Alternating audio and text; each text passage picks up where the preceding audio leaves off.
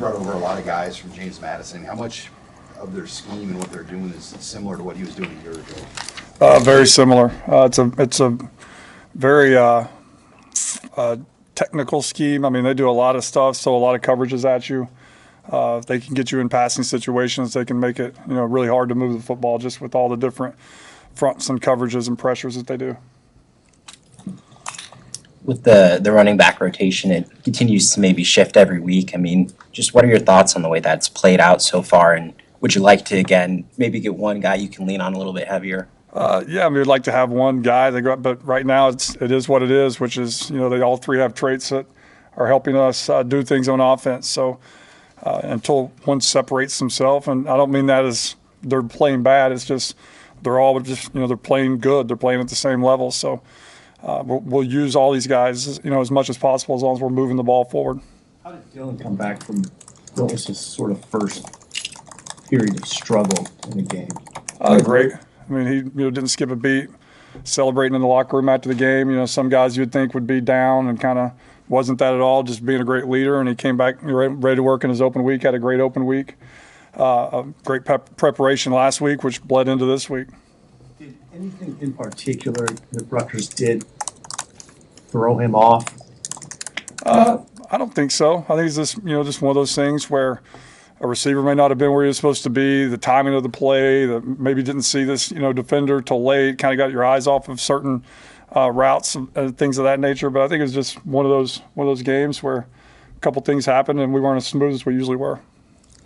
As you self-analyzed at the bye, is there any particular challenge you set forth for the guys coming into the second half of the season or something that stood out to you and kind of that reflection? Yeah, third downs. We got to be way better on third downs. I think if we can stay on schedule, we're good. But you get into that certain down and distance where you have to throw and catch. We're not as good as we need to be in order to accomplish the goals that we have the rest of the way out. How do you feel like your receivers did in the first half of the season getting open? Where would you like to see the receivers grow? Constantly. I mean, I'm an old receiver guy, so I'm constantly on those guys. Just run angry, get open angry, play angry, carry the football angry, go up and get it. So very pleased with the playmaking ability, ability to run by people, ability to catch 50-50 balls. Every day that we come to work, we're going to try to improve, and I think we can always get better second level releases and route running and things of that nature. But globally, very pleased. There were some perimeter blocking penalties in the first half of the season.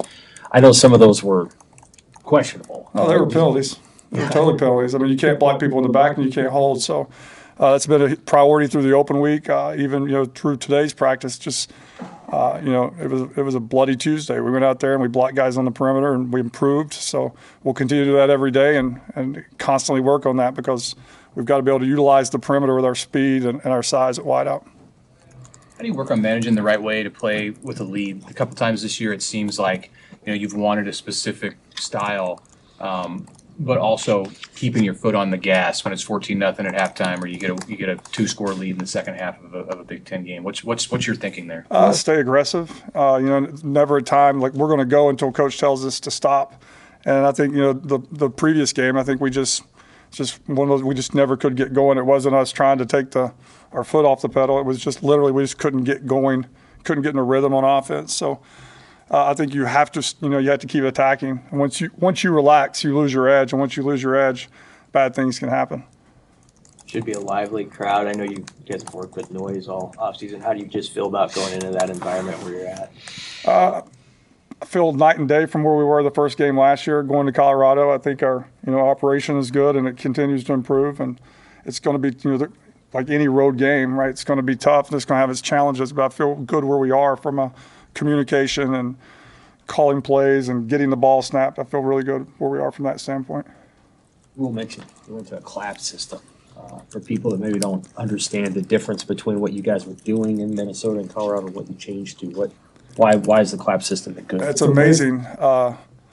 They can hear you. They can hear the clap of a quarterback's hand better than him screaming at the top of his voice. And 80, 90,000 people, and they can hear the clap, which there's people clapping everywhere. So I've never understood how it works, but it does. It's just more consistent, consistent sound, consistent rhythm, and it's been good for us since we adjusted.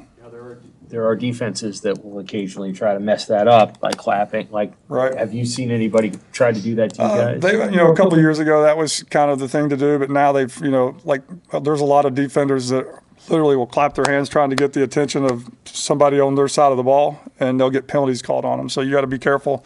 Hurts the defense how they can communicate as well, but the referees have done a nice job of seeing when people try to do that.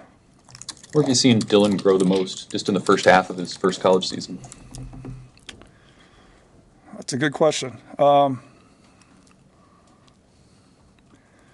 Maybe not taking all the trying to get him to not try to take all the blame for if some play goes wrong. It's not all your fault, and to be able to move on. Like, he has an unbelievable ability of just 2 or 3 things can happen. He can kind of pick it up, move on, and go from there. But just it's not all your fault. Appreciate the leadership aspect of that, but it's not always your fault. All of it your fault.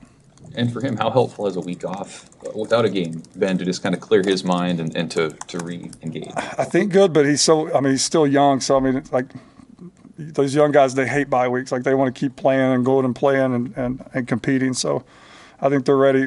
Him and all these guys are ready to get back out there and compete. Thanks, guys.